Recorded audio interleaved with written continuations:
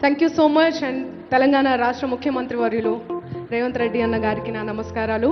And గద్దరన్న award ఫంక్షన్లో గద్దరన్న పాట లేకపోతే అసలు అది ఫంక్షనే కాదు. గద్దరన్న అంటేనే ఒక పాట, తూట, మాట. గద్దరన్న అంటేనే ఒక తెలంగాణ. గద్దరన్న అంటేనే ఒక ఎమోషన్.